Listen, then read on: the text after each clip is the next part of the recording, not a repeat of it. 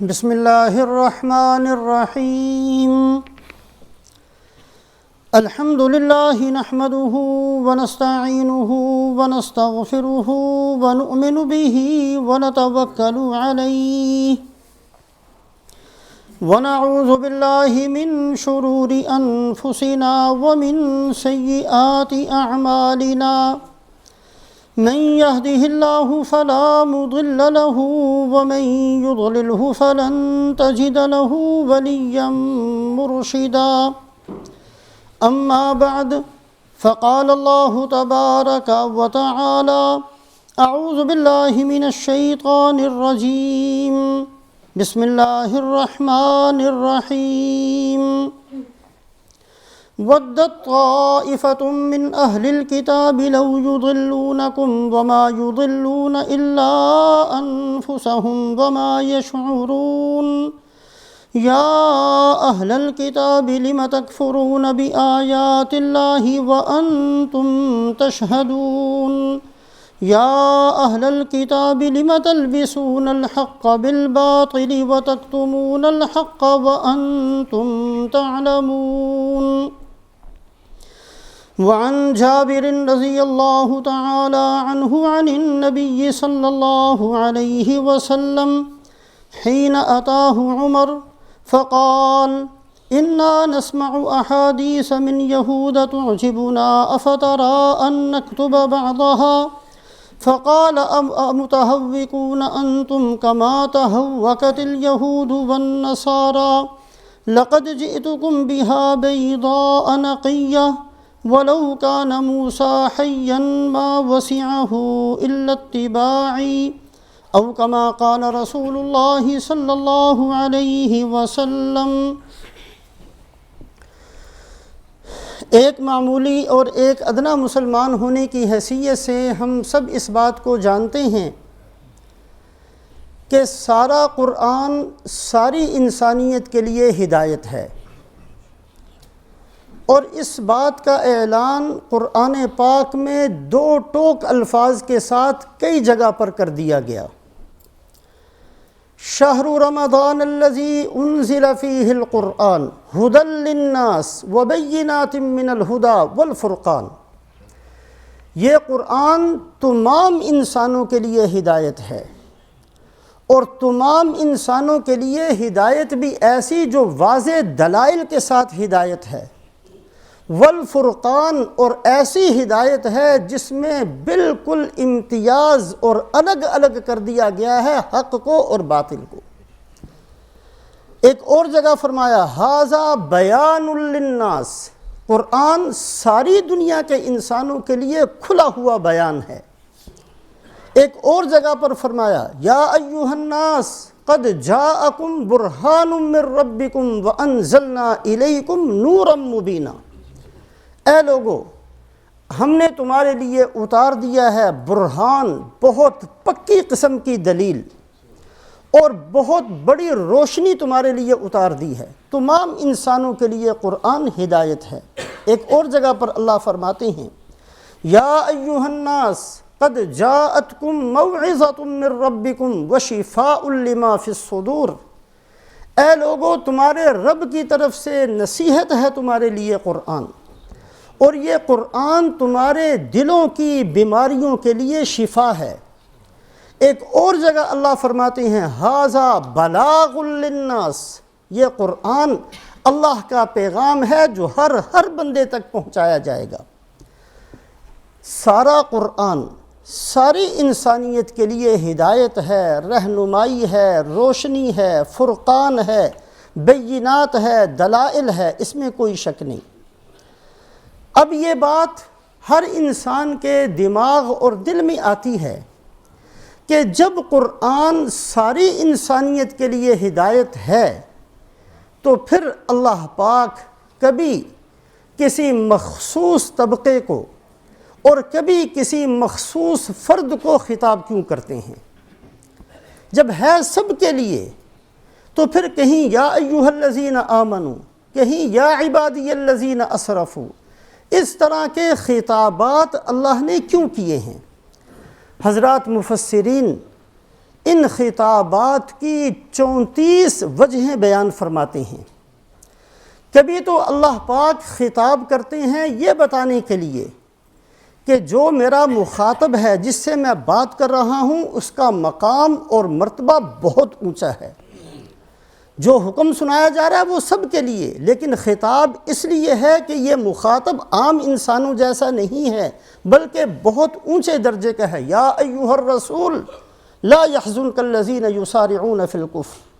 اے ہمارے رسول، یہ خطاب ہے سرکار دو عالم حضرت محمد صلی اللہ علیہ وسلم کو، اے ہمارے نبی، اے ہمارے رسول، لوگوں کا کفر کی طرف بڑھتے چلے جانا اور بھاگتے چلے جانا اور کفر کے کاموں میں لگے رہنا یہ آپ کو غمگین نہ کر دے۔ یہ حکم سب کے لیے ہے، لیکن یہ بتانے کے لیے کہ مخاطب جس سے بات کی جا رہی ہے یہ عام فرد نہیں ہے، بلکہ بہت اونچے مقام اور مرتبے کا فرد ہے۔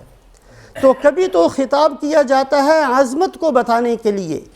کبھی خطاب کیا جاتا ہے اس حکم کی اہمیت کو بتانے کے لیے کہ حکم تو سب کے لیے ہے، لیکن ہے بہت اہم قسم کا حکم۔ یا ایھا الرسل کلوا من الطیبات واعملوا صالحا، اے اللہ کے رسولو، پاک صاف ستھری چیزیں کھایا کرو۔ صاف ستھری چیزیں کھانا صرف نبیوں کے لیے نہیں، سب کے لیے حکم ہے، لیکن خطاب اس لیے نبیوں کو کیا جا رہا ہے کہ ہر انسان یہ سوچنے پر مجبور ہو جائے کہ جب اتنے پاکیزہ بندوں کو پابند کیا جا رہا ہے اللہ کی طرف سے طیبات کو کھانے کے لیے، تو ہمارے لیے یہ حکم کتنا اہم ہوگا۔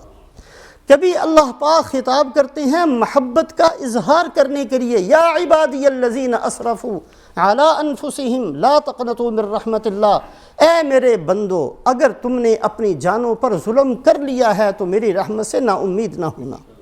اللہ کے سارے ہی بندے ہیں، ابو جہل بھی اللہ کا بندہ، ابو لہب بھی اللہ کا بندہ، شیطان بھی اللہ کا بندہ، لیکن یہ اظہار محبت کے لیے، یہ بتانے کے لیے اگر میرے بن کر رہو گے تو میں تمہارے گناہوں کو بھی معاف کر دوں گا، اور میری رحمت اتنی وسیع ہے کہ کتنا بھی بڑا جرم کرو تمہیں نا امید ہونے کی کوئی ضرورت نہیں۔ یہ اظہار محبت کے لیے خطاب۔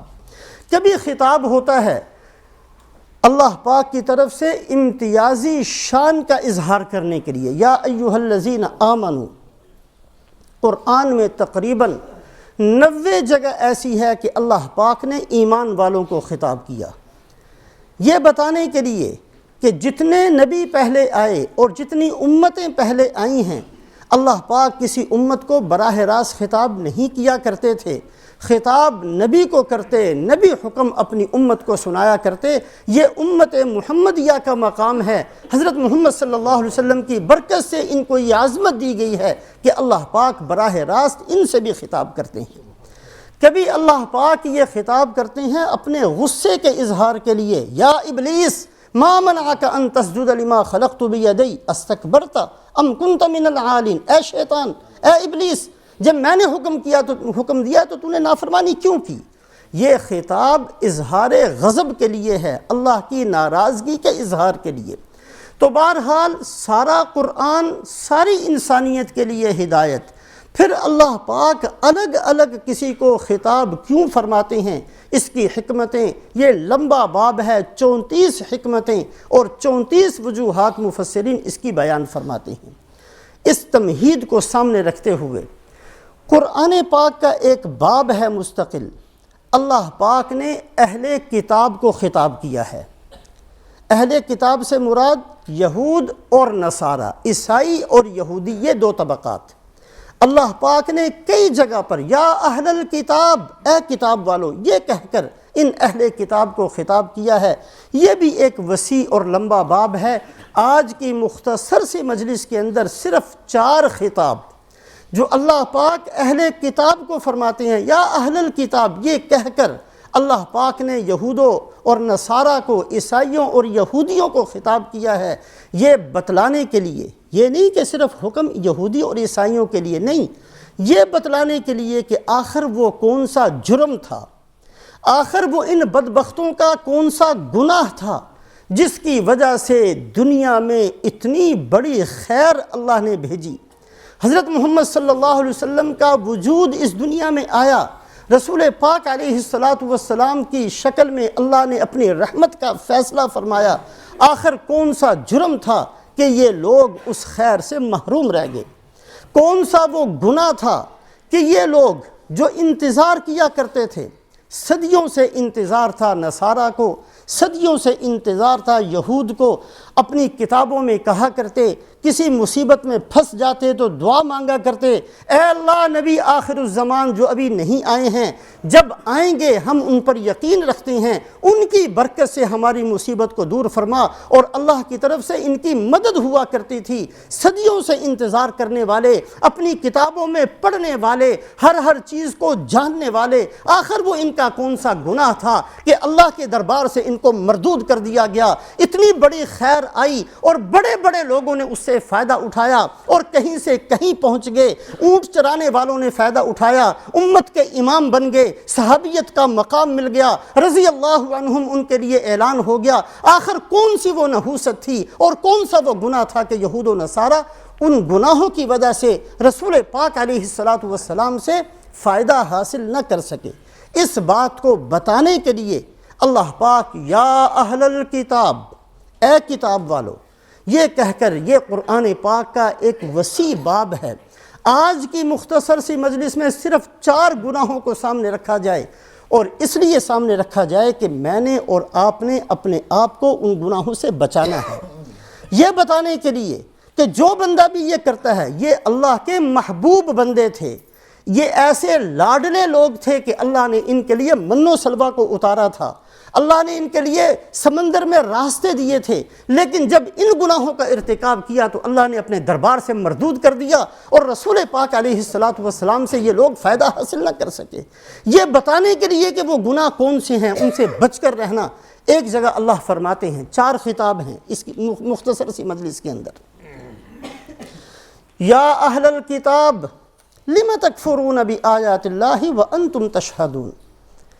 اے اہل کتاب تم کیوں کفر کرتے ہو حالانکہ تم تو گواہ تھے۔ کیسا بہترین انداز ہے اللہ پاک کا، اے اہل کتاب تم نے نافرمانی کر لی رسول پاک علیہ السلام کی، تم نے رسول پاک علیہ السلام کا انکار کر دیا، تم تو گواہ تھے، تم تو وہ لوگ تھے جو آسمانی کتابوں کو ماننے والے تھے،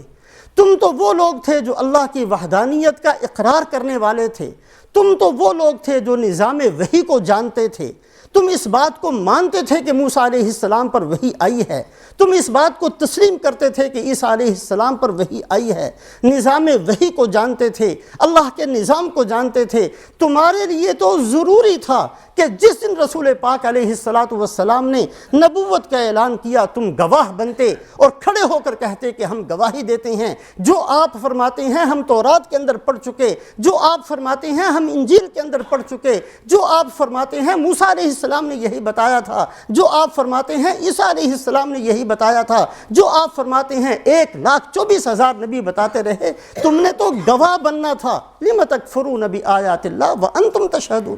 اے کتاب والو تمہیں کیا ہو گیا، تم نے کفر کر لیا، اللہ کے بندو تم تو گواہ بننے والے تھے، تمہیں تو گواہ بننا چاہیے تھا۔ حضرت حسان ابن ثابت رضی اللہ تعالیٰ عنہ، حضرت حسان ابن ثابت جو شاعر ہیں رسول پاک علیہ السلام کے، فرماتے ہیں کہ میری عمر 7 سال کی تھی جس دن رسول پاک علیہ السلام کی ولادت ہوئی، یہ 7 سال کے تھے۔ جب ہجرت فرمائی ہے آپ صلی اللہ علیہ وسلم نے تو آپ صلی اللہ علیہ وسلم کی عمر مبارک 53 سال کی تھی اور حضرت حسان ابن ثابت کی عمر 60 سال کی تھی۔ 7 سال کی میری عمر تھی،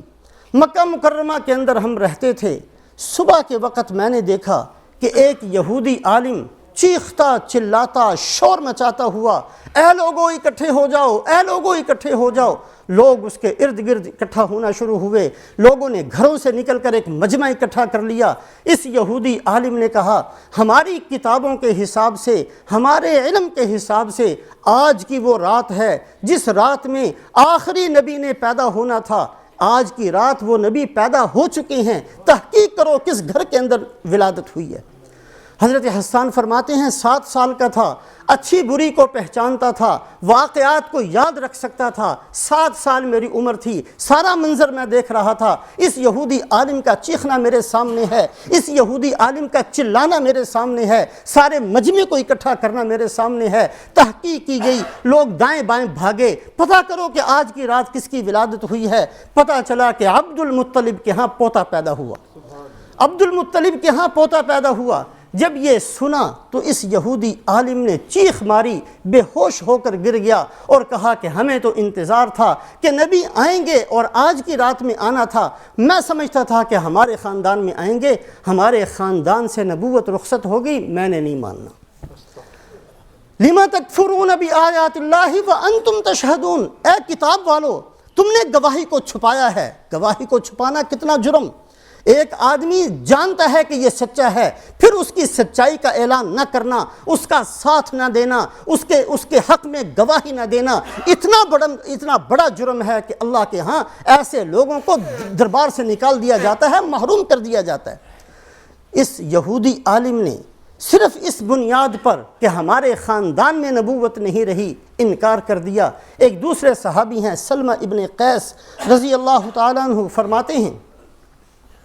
مدینہ منورہ کے قریب ایک علاقے میں ہماری رہائش تھی، زمانہ جاہلیت کا تھا، کسی دین کو ہم ماننے والے نہیں تھے، ہم لوگ کسی فنکشن کے اندر، کسی تقریب کے اندر اپنے گاؤں سے باہر نکل کر کھیلنے کودنے ناچنے گانے میں لگے ہوئے تھے۔ ایک یہودی عالم آیا اور آ کر کھڑا ہو گیا اور کھڑے ہو کر کہنے لگا کہ تم نے اپنی زندگی کو کیوں برباد کرنا شروع کر دیا ہے؟ اللہ کے بندو، یہ زندگی ختم ہونے والی ہے، ایک ہمیشہ کی زندگی آنے والی ہے جو کبھی ختم نہیں ہوگی، قبر کی زندگی ہے، حشر کی زندگی ہے، جنت کی زندگی ہے، جہنم کی زندگی ہے، لمبی چوڑی اس نے تقریر کرنی شروع کی۔ سلمہ ابن قیس کہتے ہیں ہمارے قبیلے والے اس کو ہکا بکا دیکھنے لگے، اس لیے کہ قبیلے والے مرنے کے بعد دوبارہ زندگی کو مانتے ہی نہیں تھے، بڑے تعجب سے اس کی باتیں سننے لگے۔ آخر اس کو پوچھنے لگے کہ یہ جو اتنی باتیں تم نے کہی ہیں تمہارے پاس کوئی اس کی دلیل بھی ہے؟ کہا ہاں میرے پاس دلیل ہے، اور میری دلیل یہ ہے کہ وہ نبی آخر الزماں جس کا ہم صدیوں سے انتظار کر رہے ہیں، ہم نے اپنا مسکن چھوڑ کر مدینہ منورہ کو اپنا مسکن اس لیے بنایا، یہودی مدینہ کے اندر پہلے سے آباد تھے، ہم نے مدینہ کو اپنا مسکن اس لیے بنایا ہے، ہماری کتابوں کے حساب سے نبی صلی اللہ علیہ وسلم جو آئیں گے وہ یہیں قیام فرمائیں گے، یہ ان کے ہجرت کی جگہ ہے، یہ ان کے آرام کی جگہ ہے، ہم نے پہلے سے مدینہ منورہ کو اس لیے اختیار کیا ہے۔ میری ان تمام باتوں کی دلیل یہ ہے کہ وہ نبی آئیں گے اور جو میں کہتا ہوں وہ بھی یہی کہیں گے جو میں کہتا ہوں، یہ میری دلیل ہے۔ قبیلے والوں نے کہا کہ اچھا اگر آپ کی یہ دلیل ہے، وہ نبی جس کی آپ بات کرتے ہیں وہ کب آئیں گے؟ تو اس یہودی عالم نے سارے مجمع کو ایسے دیکھا، میں سب سے چھوٹا تھا، میری طرف اشارہ کر کے کہنے لگا بیٹا کھڑے ہو جاؤ، میں کھڑے ہو گیا اور کہنے لگا کہ یہ بچہ اگر یہ جوانی تک پہنچ گیا تو اس کی زندگی کے اندر آ جائیں گے۔ سلمہ ابن قیس کہتے ہیں اللہ نے ہمیں وہ دن دکھایا، رسول پاک علیہ السلام ہجرت فرما کر مدینہ منورہ آ گئے، ہم نے ایمان کو قبول کر لیا، ہم آپ کی غلامی میں داخل ہو گئے، ہم اس یہودی عالم کو دیکھتے رہے، یہ انکار کرتا رہا، ہم اس کو یاد کرواتے رہے، اللہ کے بندے تو نے ہمیں جنت کا بتایا تھا، تو نے ہمیں جہنم کے بارے میں بتایا تھا، تو نے ہمیں آخرت کی زندگی کے بارے میں بتایا تھا، ہم تو تیرا مذاق اڑانے والے تھے، آج تجھے کیا ہوا کہ تو نہیں مانتا؟ یہ کہتا کہ ہمارے خاندان میں نہیں، میں نے نہیں ماننا۔ اللہ پاک نے خطاب کیا یا اہل الکتاب لم تکفرون بآیات اللہ وانتم تشہدون، اے اہل کتاب تمہیں کیا ہو گیا، تم نے کفر کر لیا، وانتم تشہدون تمہیں تو گواہ بننا چاہیے تھا، رسول پاک علیہ السلام کی صداقت کا اعلان تمہیں کرنا چاہیے تھا۔ جس دن آپ صلی اللہ علیہ وسلم نے کھڑے ہو کر یا ایھا الناس قولوا لا الہ الا اللہ تفلحوا کا اعلان کیا، تمہارے لیے ضروری تھا تو تم کھڑے ہو جاتے اور کہتے کہ آپ صلی اللہ علیہ وسلم نے سچ فرمایا، اے محمد صلی اللہ علیہ وسلم آپ سچ فرماتے ہیں، ہم تو آپ ہی کا انتظار کر رہے تھے، تمہیں گواہ بننا چاہیے تھا، تم نے گواہی کے بجائے انکار کر دیا۔ تو یہ خطاب اہل کتاب کو کس لیے؟ یہ بتانے کے لیے کہ گواہی کو چھپانا، ایک بات کو جانتے ہوئے کہ یہ آدمی سچ بولتا ہے پھر اس کا ساتھ نہ دینا، یہ بات جانتے ہوئے کہ یہ آدمی حق پر ہے پھر اس کی صداقت کا اعلان نہ کرنا، یہ اللہ کے ہاں اتنا بڑا جرم ہے، اتنا بڑا گناہ ہے کہ ایسے بندے جنہوں نے صدیوں انتظار کیا تھا، جو اس رات کو جانتے تھے جس میں نبی آخر الزمان نے پیدا ہونا ہے، اتنا کچھ جاننے والوں کو خدا کے دربار سے اٹھا کر باہر پھینک دیا گیا۔ نہیں چاہیے ایسے بندے۔ یہ ہمیں کیا بتایا گیا کہ کبھی بھی گواہی کو نہ چھپانا، وَلَا تَكْتُمُ الشَّهَادَةَ وَمَنْ يَكْتُمْهَا فَإِنَّهُ آثِمٌ قَلْبُهُ۔ کبھی بھی گواہی کو نہ چھپانا، اگر گواہی کو چھپاؤ گے تمہارے دلوں کے اندر گناہ پیدا ہو جائے گا۔ ایک خطاب۔ دوسرا خطاب، بڑی لمبی تفصیلہ مختصر عرض کرتا ہوں۔ دوسرا خطاب، یا اہل الکتاب لا تغلوا فی دینکم غیر الحق۔ اے اہل کتاب، اپنے دین کے اندر حد سے تجاوز نہ کرو۔ حد سے تجاوز کرنا یہ وتیرہ تھا یہود و نصارہ کا، یہ ان کی عادت بن چکی تھی، عقائد کے اندر بھی، عمل کے اندر بھی۔ عقائد کے اندر کیا کہا؟ وَقَالُوا لَن تَمَسَّنَا النَّارُ إِلَّا أَيَّامًا مَّعْدُودَةً۔ ہاں ٹھیک ہے، جہنم میں اگر ہم گئے بھی تو صرف 40 دن کے لیے جائیں گے، جتنے دن ہم نے بچھڑے کی عبادت کی تھی۔ اپنی طرف سے ایک چیز کو بنا لینا، اپنی طرف سے اس کو عقیدے کا رنگ دے دینا، اپنی طرف سے اس کو عقیدہ بنا کر اس کے اوپر چلنے لگ جانا، نہ اللہ نے کہا نہ اللہ کے نبی نے کہا، خود ہی کہنا کہ ہم اس چیز کو مانتے ہیں اور اس کو عقیدے کی طور پر تسلیم کرنا، یہ ہے غلو فی الدین، دین کے اندر حد سے نکل جانا۔ وقالت الیہود عزیر ابن اللہ وقالت النصارى المسیح ابن اللہ۔ یہود نے کہنا شروع کیا عزیر اللہ کے بیٹے، اور نصارہ نے کہنا شروع کیا کہ حضرت عیسیٰ علیہ السلام اللہ کے بیٹے۔ یہ حد سے تجاوز کرنا ہے، حد سے نکل جانا ہے، اللہ کی مقرر کردہ حدود کو پھلاند لینا ہے، چھوڑ دینا ہے۔ لا تغلوا فی دینکم غیر الحق۔ اے اہل کتاب، اپنے دین کے اندر غلو نہ کرو، حد سے آگے نہ نکلو۔ یہ جرم کیا ہے جس کی وجہ سے اہل کتاب کو اللہ نے اپنے دربار سے مردود کر دیا ہے۔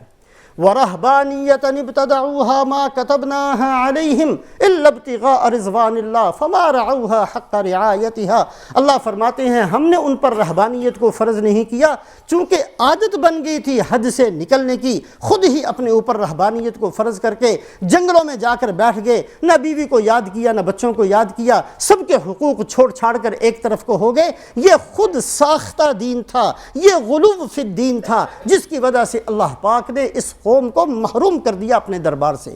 یہ بتانے کے لیے اللہ فرماتے ہیں وَكَذَلِكَ جَعَلْنَاكُمْ أُمَّةً وَسَطًا۔ اے امت محمدیہ، ہم نے تمہیں درمیانے راستے پر چلنے والی امت بنایا ہے۔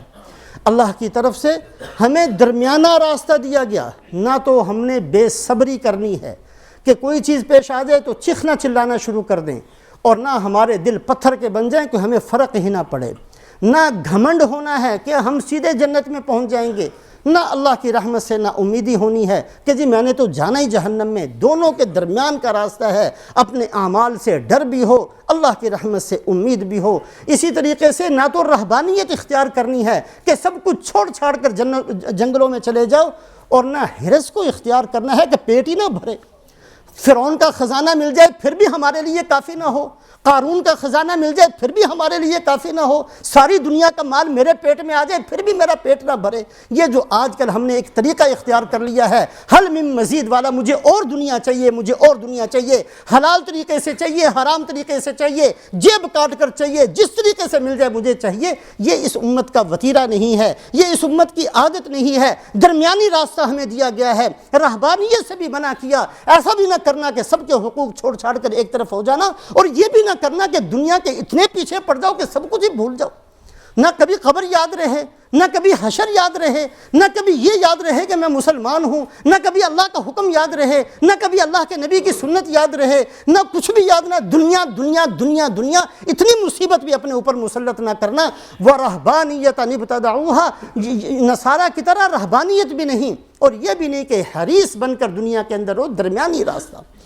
دنیا کے اندر کن فی الدنیا کأنک غریب او عابر سبیل، دنیا میں ایسی زندگی گزار لو جیسے ایک مسافر گزارتا ہے۔ مسافر کھاتا بھی ہے، مسافر پیتا بھی ہے، مسافر آرام بھی کرتا ہے، لیکن کسی جگہ کو اپنی منزل نہیں سمجھتا، کسی جگہ پر بیٹھ کر اسی کے بنانے سنوار میں نہیں لگ جاتا، اس کے سامنے منزل ہوتی ہے، درخت کے نیچے بیٹھ کر آرام کر لیتا ہے، جیسا کیسا ہو کھانا کھا کر گزارا کر لیتا ہے۔ کن فی الدنیا کأنک غریب۔ لہذا دوسرا، یا اہل الکتاب لا تغلوا فی دین دینکم غیر الحق، اے اہل کتاب دین کے اندر غلو نہ کرنا، دین کے اندر غلو کرنا، تجاوز سے، حد سے نکل جانا، یہ وہ گناہ ہے جس کی وجہ سے اہل کتاب کو محروم کر دیا گیا۔ تیسرا گناہ، یا اہل الکتاب لم تصدون عن سبیل اللہ، اے کتاب والو تم لوگوں کو دین سے کیوں روکتے ہو؟ ایک بہت بری عادت تھی یہود کے اندر کہ خود تو دین پر چلنا نہیں، جانتے ہوئے کہ یہ دین سچا ہے پھر بھی نہیں چلنا، اور اگر کوئی چلنے کا ارادہ کرے تو اس کی ٹانگ کھینچنا، اس کو روکنا کہ چھوڑو اس دین کے اندر کیا، اور اس کے لیے طرح طرح کے حربے استعمال کرنا۔ یا اہل الکتاب لم تصدون عن سبیل اللہ، اے اہل کتاب اگر بدبختی تم پر غالب آ ہی گئی تھی اور تم نے نہیں ماننا تھا، یہ دوسروں کی جہنم تو اپنے گلے میں نہ ڈالو، دوسروں کی گمراہی کا گناہ تو اپنے گلے پر نہ ڈالو، قیامت والے دن یہ سارے کے سارے تمہیں کھینچ کر جہنم میں لے کر، اتنا بڑا جرم تو نہ کرو۔ لم تصدون عن سبیل اللہ، اللہ کے راستے سے، اللہ کے دین سے دوسروں کو کیوں روکتے ہو؟ یہ تیسرا بڑا گناہ ہے جو آدمی دوسروں کو دین پر چلنے سے روکتا ہے۔ یہ بھی آج ہمارے ہاں ایک بہت بڑی ترقی کا سبب ہے۔ چھوڑو جی، کیا کس چکر میں پڑ گئے جی، ابھی تمہاری کوئی عمر ہے مسجدوں میں جانے کی، یہ کیا تو نے پگڑی باندھ لی، یہ کیا تو نے داڑھی رکھنی شروع کر دی، یہ اے نوجوان ہے تو ابھی تو نے کوئی پڑھ، تو کچھ دنیا کما، کس چکر میں پڑ گیا؟ یہ لم تصدون عن سبیل اللہ، یہ گناہ کیا تھا یہود نے، یہ گناہ کیا تھا عیسائیوں نے، جس کی وجہ سے اللہ کے دربار سے محروم ہوئے تھے۔ لم تصدون عن سبیل اللہ، اللہ قرآن میں فرماتے ہیں الذین کفروا وصدوا عن سبیل اللہ اضل اعمالہم، جو کفر کریں اور اللہ کے دین سے روکیں ہم ان کے تمام نیکیوں کو ضائع کر دیں گے۔ ایک جگہ فرمایا الذین کفروا وصدوا عن سبیل اللہ زدناہم عذابا فوق العذاب، قیامت والے دن ایک گناہ نہیں، ایک گناہ اس کے اوپر دوسرا گناہ، اس کے اوپر تیسرا گناہ، جتنوں کو گمراہ کیا تھا سب کا گناہ ان کے سر پر لاد دیا جائے گا۔ اگر ایک آدمی دین پر نہیں چلتا یہ چھوٹا مجرم ہے، اور اگر ایک آدمی دوسرے کو دین سے روکتا ہے یہ تو شیطان ہے، بڑا مجرم ہے۔ لم تصدون عن سبیل اللہ، یہ اللہ پاک نے اہل کتاب کو خطاب کیا۔ چوتھا، یا اہل الکتاب لم تلبسون الحق بالباطل، اے اہل کتاب تم حق اور باطل کو خلط ملط کیوں کرتے ہو؟ یہ عادت تھی یہود کی، یہ عادت تھی عیسائیوں کی، حق کو اس طریقے سے پیش کرنا کہ وہ باطل لگے، اور باطل کو اس طریقے سے پیش کرنا کہ وہ حق لگے۔ لم تلبسون الحق بالباطل، اے اہل کتاب تم حق اور باطل کو خلط ملط کیوں کرتے ہو؟ اللہ کے بندو حق کو حق رہنے دو، جس کا دل چاہے مانے، باطل کو باطل رہنے دو، ہر بندے کو سامنے پتہ چلے کہ یہ باطل ہے۔ یہ تم نے عادت کیوں اختیار کر لی کہ تم حق کو اور باطل کو ایسا خلط ملط کر دیتے ہو کہ پہچاننا مشکل ہو جائے؟ ایک آدمی حق کو ساری عمر باطل سمجھتا رہے، ایک آدمی باطل کو ساری عمر حق سمجھتا رہے۔ میرے محترم بزرگوں اور دوستو، ایک بات یاد رکھیے، اللہ ہم سب کو توفیق دے۔ دنیا کے اندر اللہ نے آزمائش بہت ساری پیدا کی ہے، مال بھی آزمائش ہے، حکومت بھی آزمائش ہے، صحت بھی آزمائش ہے، بیماری بھی آزمائش ہے، فقر بھی آزمائش ہے، جتنی زندگی کے اندر احوال آتے ہیں سارے کے سارے آزمائش ہیں، ان میں سے کوئی چیز بھی ہمیشہ کے لیے نہیں ہے۔ اللہ آزماتے ہیں، کبھی اللہ پاک دے کر آزماتے ہیں، کبھی لے کر آزماتے ہیں، کبھی اللہ پاک بہت بڑی صحت دے کر آزماتے ہیں، کبھی بیمار کر کے آزماتے ہیں، کبھی حکومت دے کر آزماتے ہیں، کبھی حکومت چھین کر آزماتے ہیں۔ ان تمام آزمائشوں میں سب سے سخت اور سب سے بڑی آزمائش یہ ہے کہ ایک آدمی حق کو حق سمجھے، باطل کو باطل سمجھے۔ ایسے احوال پیش آتے رہیں گے، ایسی صورتیں قیامت تک بنتی رہیں گی کہ ایک آدمی کو فیصلہ کرنا مشکل ہو جائے کہ حق کیا ہے اور باطل کیا ہے۔ ہر زمانے کے اندر ایسا ہوا ہے۔ یہ اللہ کی طرف سے آزمائش ہے۔ کامیاب ہوں گے وہ لوگ جو اس آزمائش کے اندر پورے اتریں، حق کو حق سمجھیں اور باطل کو باطل سمجھیں۔ اس کے لیے بالکل مختصر طریقے سے دو باتیں پلے باندھ لیں، اللہ ہم سب کو توفیق دے۔ ایک بات، اس دعا کا اہتمام کریں، اس لیے کہ ہم اپنی ساری عقل کے باوجود بعض دفعہ نہیں پہچان سکتے کہ حق کیا ہے اور باطل کیا ہے، اس لیے کہ یہ اللہ کی توفیق کے بغیر ناممکن ہے۔ اللہم ارنا الحق حقا